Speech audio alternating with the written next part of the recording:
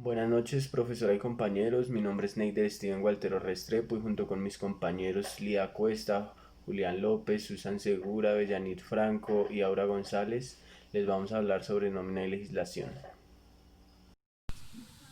Buenas tardes. Cuando hablamos del salario decimos que es la remuneración, es la cantidad de dinero que recibe regularmente un trabajador a cambio de una jornada o tiempo estipulado con anterioridad en la realización de ciertas tareas, de acuerdo a lo acordado en un contrato laboral.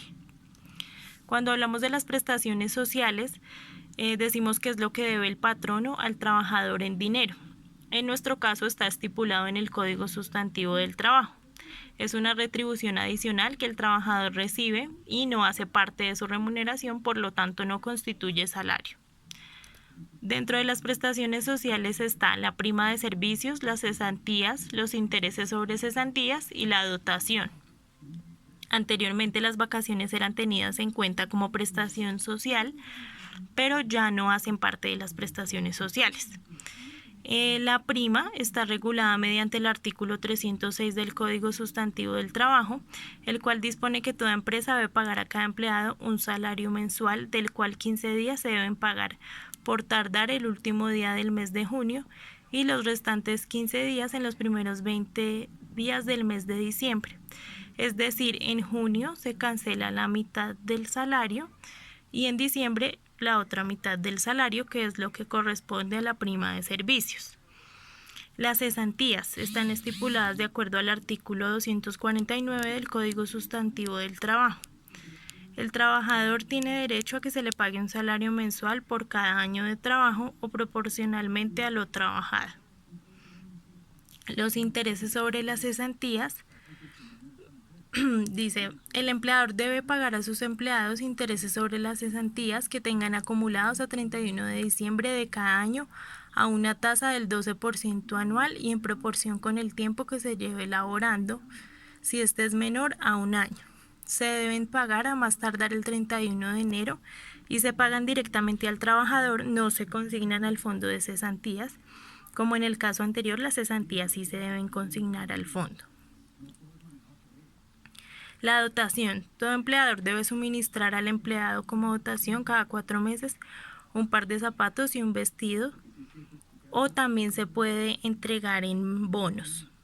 Esta obligación es para con los empleados que deben un sueldo de hasta 2 salarios mínimos. Y tendrán derecho los trabajadores que a la fecha de la entrega de la dotación lleven laborando en la empresa como mínimo 4 meses. Las fechas de entrega de la dotación serán el 30 de abril, el 31 de agosto y el 20 de noviembre de cada año. Hola chicos, ¿cómo están? Yo les voy a hablar sobre los tipos de prestaciones sociales. La prestación social es una especie de adicional que el trabajador recibe que no hace parte de su remuneración y por tanto no constituye salario. Los tipos de prestación social son la prima de servicios, el auxilio de cesantías, el interés sobre cesantías y la dotación. Es de resaltar que las vacaciones no son una prestación social, sino un descanso remunerado de carácter salarial. Por tanto, no se incluye como prestación social. Les voy a ampliar un poco sobre estos tipos de prestaciones sociales. Para empezar, la prima de servicios, según el artículo 306 del Código Sustantivo del Trabajo, dispone que toda empresa debe pagar a cada empleado un salario mensual, del cual 15 días se deben pagar por tardar el último día del mes de junio y los restantes 15 días en los primeros 20 días del mes de diciembre. Según el artículo 307 del Código Sustantivo del Trabajo, la prima de servicios no constituye salario, ni se debe computar como salario, o sea, como el básico salarial de una persona. En ningún caso, tratamiento que se le da a las demás prestaciones sociales. En el caso que el empleado opere con un contrato de trabajo a término fijo inferior a un año, la prima de servicio se calculará en proporción al tiempo laborado, cualquiera que éste sea. Pues en ese caso es lo que nos dice que digamos cuando una persona tiene un contrato a término fijo, y se calcula los días de prestación de sus servicios laborales y sobre esa base se genera la prima de servicios. Otro de estos tipos de prestaciones sociales son las cesantías, y de acuerdo con el artículo 249 del Código Sustantivo del Trabajo, el trabajador tiene derecho a que se le pague un salario mensual por cada año de trabajo o proporcionalmente a la fracción del año trabajado por concepto de auxilio de cesantías. Para liquidar el auxilio de cesantías se toma como base el último salario mensual devengado por el trabajador, siempre que no haya tenido variación en los 3 últimos meses, o sea que haya tenido la misma asignación salarial durante los últimos 3 meses de su labor. En el caso contrario, en el de los salarios variables, se tomará como base el promedio de lo devengado en el último año de servicios o en todo el tiempo servido si fuera menor de un año. En este caso también se tiene en cuenta el auxilio de transporte como base para cálculo de cesantías. Y la liquidación de estas dichas cesantías se realizará el último día de cada año al finalizar el contrato en su defecto.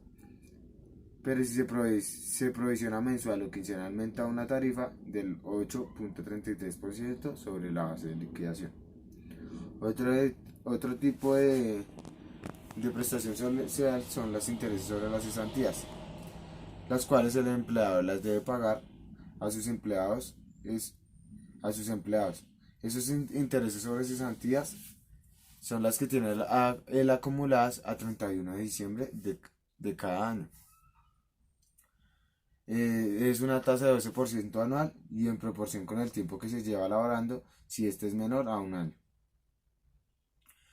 Los intereses se deben pagar a más tardar el 31 de enero y si se pagan directamente al empleado, pues no se deben consignar al fondo de cesantías. En su defecto sería el Fondo Nacional del Ahorro, que sería, digamos, un ejemplo, pues las personas que trabajan en el sector público, sus cesantías se las consignan en los primeros días de febrero y las cuales se consignan al Fondo Nacional del Ahorro.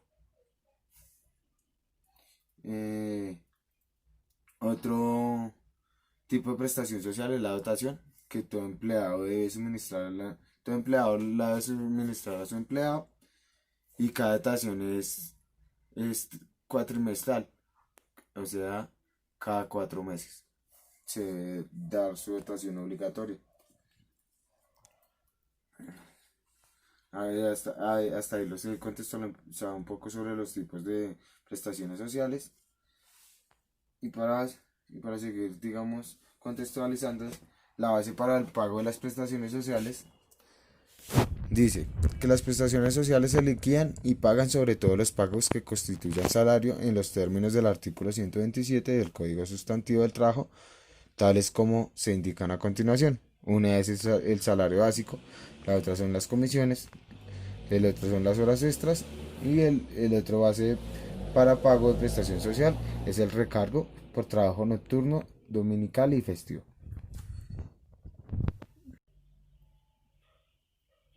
Para continuar, dentro de esos tipos de prestaciones sociales también se encuentran los pagos laborales que no constituyen salario. Respecto al auxilio de transporte, cada empresa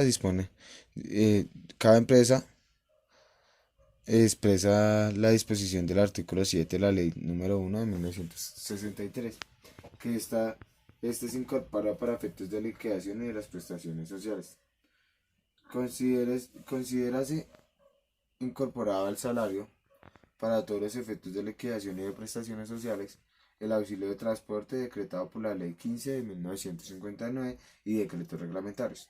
Naturalmente, pues el auxilio de transporte no constituye un salario como tal, pero por una ficción legal se incluye en la base para liquidar las prestaciones sociales, o sea, se tiene en cuenta para hacer la liquidación de la prestación social, sea para prima de servicios o auxilio de cesantías. ¿Cómo se realiza la liquidación de estas prestaciones sociales? La liquidación de prestaciones sociales se hace con base al salario del trabajador en función de los días trabajados por el empleado. Tengas en cuenta que cada concepto se liquida en fechas diferentes, como por ejemplo la prima de servicios se liquida en junio y en diciembre o en la fecha que se termine el contrato. Hay que tener claridad en eso. La, cesa- eh, la liquidación de cesantías e intereses sobre cesantías, esto se liquida, valga la redundancia, el 31 de diciembre o en la fecha que se termine también el contrato. Para ampliarles un poco más, eh, si podemos acá visualizar, les, les quiero explicar cómo se hace la operación matemática para liquidar la prima de servicios. Entonces, la fórmula sería salario por días trabajados dividido por los 360 días del año. De manera que si tenemos un salario de 2 millones mensuales, al 31 de diciembre la liquidación sería para, para, para efectos de prima de servicios. Entonces, para efectos de prima de servicios, 2 millones por 180, o sea, por la mitad de año, dividido 360, que eso nos da 1 millón de pesos. Para efectos de auxilio de cesantías, 2 millones por 360 dividido por los mismos 360 igual 2 millones de pesos. Para los intereses sobre cesantías es de la misma forma, 2 millones por 360, pero en este caso, como lo leíamos anteriormente, es el 0,12% que se le debe incluir a ese interés sobre cesantías dividido por los 360, que eso nos da 240.000 pesos. Para liquidar la prima de servicio se tomaron 180 días de trabajo. Porque se está liquidando la cuota de diciembre si se supone que la de junio ya debió haber sido pagada. Sí, en ese caso, si no es el caso, se toman los 360 días trabajados. En el caso de las cesantías y de sus intereses, como su liquidación es anual, se toma los 360 días trabajados.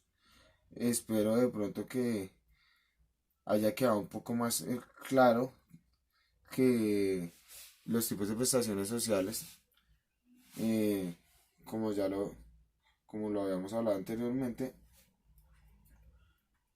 son la prima de servicios, o sea, el auxilio de cesantías, los intereses sobre las cesantías y la dotación. Y tener en cuenta que el auxilio de transporte no se cuenta como un tipo de prestación social, pero sí se cuenta como base para la liquidación de la prestación de la prima de servicios. Muchas gracias. Compañeros, en esta parte vamos a hablar lo que es un contrato de trabajo, ¿listo?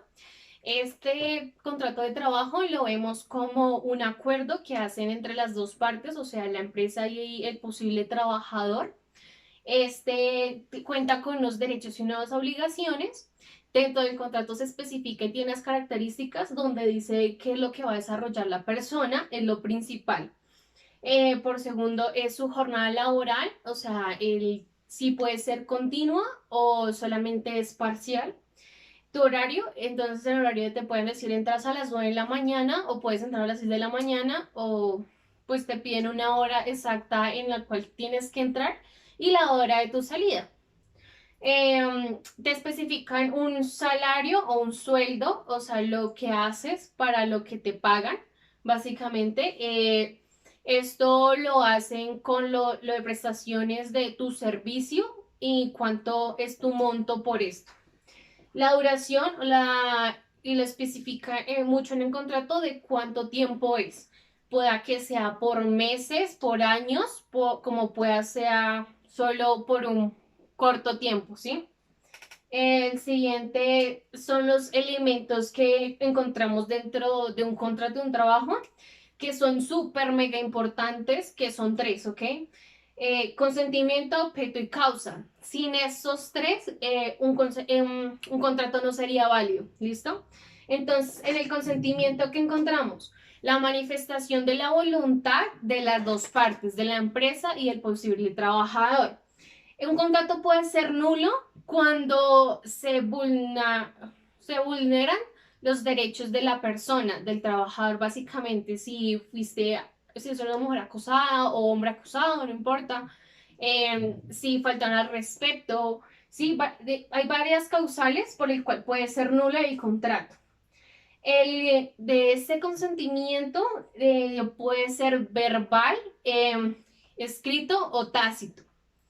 El objeto que nosotros encontramos acá es como las condiciones para que esa persona preste su trabajo, básicamente. Él da sus servicios y a raíz de eso le dan una respuesta como remuneración, un monto de dinero por su trabajo prestado. Y las causas es la razón por qué se llevó a cabo, o sea, por qué necesitábamos contratar a una persona, básicamente. En esto debemos tener en cuenta que el objeto y la causa tiene que ser posible, lícito y determinado. Al igual que la causa debe ser lícita y cierta, porque sin esto no sería legal un contrato. Bueno, aquí contamos con las limitaciones de un trabajo. Aquí pues para el contrato debemos tener en cuenta que en Colombia es sumamente importante tener la edad. La edad legal, que son los 18 años, ¿sí? Entonces, pues cuando tienes 18 años ya puedes ser contratado o pues ya las empresas pueden buscar o requerir ciertas capacidades que tú puedes contar con ellas y desde los 18 años puedes ponerlas en práctica, ¿sí? En ciertos casos pueda que se contrate personas menores de edad, pero eso tiene como una responsabilidad y tienen que tener un permiso, como un papel, una hoja que diga que su tutor legal o sus padres que sí es, o sea, que sí se puede esta persona trabajar, que es menor de edad. Sin este consentimiento informado de los padres, no es posible hacer una contratación, o sea, es imposible porque eso ya sería algo ilegal. La titulación. En requerida empresa se necesita una persona con ciertas características que cumplan con ciertos estudios ya hechos, entonces te piden la certificación de que tú ya hiciste o cumpliste con ciertos parámetros para poder trabajar. Entonces, como de los médicos, arquitectos y entre otras carreras, ¿listo? La incapacidad. Esto puede ser judicial y lo que nos referimos con judicial es que ya está bajo la ley que una persona no, por muchas razones, no puede trabajar. Las más comunes es que tiene una dificultad física o mental, básicamente. Entonces ya estas dos le impiden por ley no poder trabajar. Seguimos con la nacionalidad. Esta nacionalidad nos referimos cuando queremos salir de Colombia a ejercer nuestra carrera o nuestro trabajo en otra empresa que no es vigente de acá de Colombia, o cuando una persona, un extranjero, viene a Colombia, básicamente. Entonces, esto tiene que tener unos papeles y unos requisitos previos, de los cuales te piden del Ministerio de Trabajo y de Inmigración. Entonces te piden unas cartas, unos papeles que tienes que cumplir con ciertos requisitos para poder irte del país y poder ejercer tu profesión o tu cargo en cierta empresa que ya estás vinculado básicamente por un contrato, si esto se cumple con el Ministerio de Trabajo y la Inmigración. Para el empresario simplemente cuenta pues con solo dos, que es la edad y la incapacidad, y pues ya las demás no aplican. Tipos de contratos que encontramos. Encontramos tres diferentes. Los primeros son los temporales, de duración indefinida y otro tipo de contratos. Los temporales. Este contrato va escrito, o sea, este no puede ser verbal o tácito, tiene que ser totalmente escrito de una manera formal y es con ley, o sea, literal es muy... se ahorma mucho a las normalidades que deben haber, unas normas. Como objetivo la relación del trabajo al empresario. Encontramos dos diferentes, como les digo, tiene que ser bastante legal por lo mismo. Es un contrato formativo donde, digamos, cierta empresa requiere una persona que esté estudiando y trabajando a la vez. Entonces, esta empresa te paga cierto porcentaje, no paga un total, sino cierto porcentaje, ya que cuenta con el 15% más o menos, tiene que hacer formación técnica y el resto sí solamente práctica. Este tiene una duración de 6 meses, aproximadamente 2 años. No puede extenderse de los 2 años. Eso solamente puede ser en tiempo de jornada no complementaria, o sea, por temporadas normales, porque por lo que tiene que haber una formación teórica. El contrato de práctica. El contrato de práctica es requerido cuando hay una persona en formación profesional.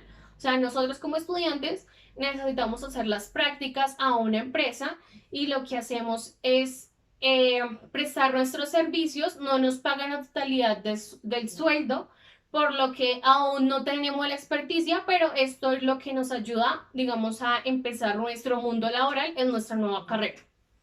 Esta no extiende los 2 años, puede ser mínima 6 meses, puede ser tiempo completo o tiempo parcial, dependiendo cómo esta persona lo requiera. La empresa te brinda las dos opciones. Es muy importante que ya esté por finalizar sus estudios o que ya los haya finalizado, porque no puede hacer una práctica cuando apenas va en primer semestre. Es algo de lógica y algo que no permite ni la empresa ni la universidad. Temporal causal. Este es un contrato que no tiene un tiempo límite, aunque sí tiene un tiempo bastante reducido. Lo pongo en ejemplo con una empresa que tiene varias máquinas expendedoras de café. Contratan a una persona especialista en estas máquinas por, digamos, una semana, donde tiene que cumplir con el requerimiento de haber hecho todas las máquinas en perfecto estado para que otras personas puedan ya usarlas. Entonces, esto no requiere de un contrato estipulado legalmente, sino este puede ser verbal o tácito.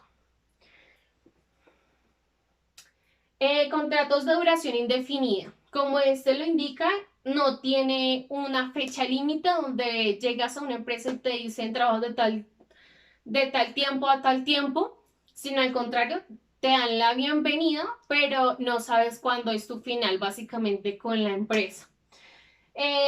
Busca varios beneficios cuando es un contrato así, ya que brinda la capacidad a las personas que se desenvuelvan más en su trabajo, brinda bastante confianza. La parte negativa de esto es que puede que un día te digan como ya no requerimos más de tus servicios, gracias por venir o por estar en las instalaciones, y pues ya simplemente te tienes que retirar de la empresa. Esto sí puedes pedir básicamente lo que duras en la empresa, que te pidan el pago básicamente. Pero pues como les he dicho, nunca se sabe cuándo vayas a terminar tu contrato. Pueda que sea bastante largo por años, como pueda que no. Otro tipo de contratos, encontramos el contrato fijo continuo. Este contrato pues es como el contrato que piden varias empresas, que es como te brindo el contrato por 6 meses, pero los 6 meses tenemos que renovarlo, ¿sí? Entonces, cuando te piden esa renovación a los 6 meses, pueda que en algún momento ya te digan como gracias, ya no necesitamos renovarlo porque pues ya no es necesario los servicios. Esto es como una función muy repetitiva en la empresa. Esto, como les he mencionado, puede ser un contrato semanal, cada semana va renovando un contrato. Puede ser cualquiera, escrito, verbal o tácito, mensual o anual, ¿sí? Este tipo de contratos es bastante favorable para otras personas, pero que no pueden tener otro contrato estipulado en otra empresa. O sea, no pueden tener dos contratos similares o un contrato ya fijo en otra empresa, sino que solamente pueden ser por cierta duración de tiempo. Y por último, ¿cómo es la anulación de un contrato? Esto puede ser parcial o total del contrato. En una anulación como parcial es cuando cierta parte del contrato no se está, ¿cómo le explico? No se está cumpliendo exactamente como se había acordado. Entonces, esa parte del contrato, digamos, si te decían que te iban a pagar, no sé, 1 millón de pesos, ¿sí? Y te estaban pagando más de 1 millón por las cosas que hiciste. Entonces pueden estipular, se habla con la empresa y se puede estipular una nueva norma o un nuevo convenio que te digan que te van a pagar más del millón del que normalmente estabas ganando. Y el nulo total es cuando ya no se pide más el servicio, o sea, se hace la finalización total que te dicen, hasta este fue tu fecha en la empresa. Si eres necesario, algunas personas pueden solicitar como la remuneración del trabajo que ya realizó y que no se ha pagado. Pero pues como en ciertos casos, el resto de lo que es su trabajo ya pudo haber sido pagado y el contrato ya hubiera sido anulado anteriormente. Listo, gracias. Liquidación de nómina. Es un documento de carácter interno en el cual el empleador relaciona los salarios, deducciones, valor neto a pagar, aportes para fiscales y apropiaciones de los trabajadores que han laborado en un periodo determinado, ya sea por una semana, quincena o mes. ¿Qué son los devengados? Es el principio por la cual todo ingreso o gasto nace en la etapa de compromiso, considerándose en este momento ya como incremento o disminución patrimonial a los efectos contables y económicos. Es un derecho ganado que todavía no ha sido cobrado. ¿Qué partes se encuentran en los devengados? Salario básico mensual, el recargo nocturno si la jornada o parte de ella se cumple durante la noche, las horas extras diurnas y extras nocturnas, los dominicales y festivos como las horas extras diurnas y nocturnas, el auxilio de transporte, los viáticos de carácter permanente en aquella parte destinada a proporcionar al trabajador la manutención y el alojamiento. Pero no es lo que tenga por finalidad proporcionar los medios de transporte o los gastos de la representación. Los viáticos ocasionales que constituyen el salario en ningún caso. ¿Qué son deducciones? Son gastos que conforme a las leyes fiscales se pueden descontar para fijar la utilidad gravable de una empresa en el estado de pérdidas y ganancias. Salud. El trabajador debe estar afiliado al sistema de salud. La cotización por salud, que corresponde al 12,5% de la base de aportes que se hace en conjunto con la empresa. Pensión. El trabajador también debe estar afiliado al sistema de pensiones. La cotización por pensión está a cargo tanto de la empresa como del empleado. Del total del aporte 16%, la empresa aporta el 75% y el trabajador aporta el restante. Fondo de solidaridad y pensión. Todo trabajador que devengue un sueldo que sea igual o superior a 4 salarios mínimos debe aportar 1% al Fondo de Solidaridad Pensional. Al igual que los conceptos anteriores, en este concepto se hace resta de total devengado del trabajador. Cotas sindicales. Las cotas que los trabajadores sindicalizados deben aportar al sindicato al que estén afiliados y siempre que medie autorización del empleado se puede descontar o deducir de la nómina del empleado. Aportes a cooperativas. Las cuotas o aportes a cooperativas que los empleados hagan deben estar legalmente constituidas y pueden ser deducidas de la nómina del empleado. Embargos judiciales. Los embargos ordenados por la autoridad judicial competente contra los empleados deben ser descontados de la nómina por la empresa y consignarlos en la cuenta que el juez ordena. Cuotas de créditos a entidades financieras. Las cuotas que el empleado deba pagar a una entidad financiera para la amortización de un crédito que le haya sido otorgado puede también ser descontado de la nómina del empleado. Deudas del empleado con la empresa. Se pueden descontar también de la nómina el valor que se deba pagar por las obligaciones que el empleado tenga con su empresa, como puede ser el crédito que le haya otorgado o como la compensación por algún perjuicio o detrimento económico que el empleado le haya causado a la empresa. Retención en la fuente. Retención en la fuente. Si hubiese lugar, la empresa deberá calcular y retener al empleado el valor correspondiente a la retención en la fuente por ingresos laborales. Este valor será declarado y consignado en la respectiva declaración mensual de la retención de la fuente. Una vez que sean realizadas todas las deducciones, se obtiene el valor neto a pagar al empleado por concepto de la nómina. Ese es el valor que la empresa debe consignar al empleado. Código Sustantivo del Trabajo. Es un conjunto de principios, acciones y normas para regular las relaciones entre empleadores y trabajadores con el fin de lograr la paz social.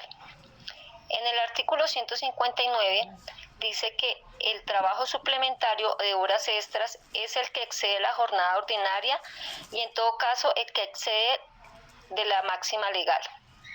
En el artículo 1 de la Ley 1846 del 2017 al artículo 160, dice que el trabajo diurno es el que se realiza entre las 6 de la mañana y las 9 de la noche.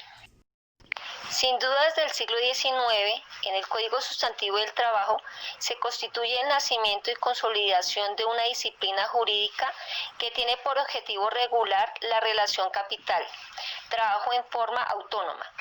Con la Ley 50 de 1990 hace parte del derecho laboral colombiano. Con ella se introducen importantes reformas al Código Sustantivo del Trabajo.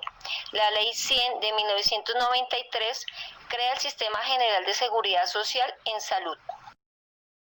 El artículo 249, que corresponde a las cesantías e intereses sobre cesantías, dice que todo empleador está obligado a pagar a sus trabajadores al terminar el contrato de trabajo, como auxilio de cesantía, un mes de salario por cada año de servicios y proporcionalmente por fracción de año. En el artículo 306 de la prima de servicios a favor de todo empleado, dice que el empleador está obligado a pagar a sus empleados la prestación social denominada prima de servicios, que corresponde a 30 días de salario por año, el cual se reconocerán dos pagos, la mitad máximo al 30 de junio y la otra a los primeros 20 días del mes de diciembre. En el artículo 185 a 192, que corresponde a vacaciones, dice que los trabajadores que hubieran prestado sus servicios durante un año tienen derecho a 15 días hábiles consecutivos de vacaciones remuneradas. El empleador tiene que dar a conocer con 15 días de anticipación la fecha en la que se concederán las vacaciones. En el artículo 168, que corresponde a trabajo nocturno y a las horas extras diurnas, se habla sobre la tasa de liquidación de recargos. Contempla que el trabajo nocturno, por el solo hecho de ser nocturno, se remunera con un recargo de 35% sobre el valor del trabajo diurno, con excepción de caso de la jornada de 36 horas semanales previstas en el artículo 20, 161 literal 6 de esta ley. Y el trabajo extra diurno se remunera con un recargo del 25% sobre el valor del trabajo ordinario diurno. Como ustedes observan en la pantalla, cada artículo tiene su fórmula correspondiente. En el artículo 168 del trabajo extra nocturno se remunera con un recargo del 75% sobre el valor del trabajo ordinario diurno. En el artículo 179 sobre el trabajo dominical y festivo, contempla que el trabajo en domingo y festivo se remunerará con un recargo del 75% sobre el salario ordinario en proporción a las horas laboradas. Si el domingo coincide otro día de descanso remunerado, solo tendrá derecho el trabajador si trabaja el recargo establecido en el numeral anterior. Se exceptúa el caso de la jornada de 36 horas semanales previstas en el artículo 20 literal C de la Ley 50 de 1990. El trabajador podrá convenir con el empleador su día de descanso obligatorio el día sábado o domingo, que será reconocido en todos sus aspectos como descanso dominical obligatorio institucionalizado. Como ustedes lo observan en la diapositiva, se ven las fórmulas de cada hora extra, ordinaria, dominical y festiva, y las diurnas.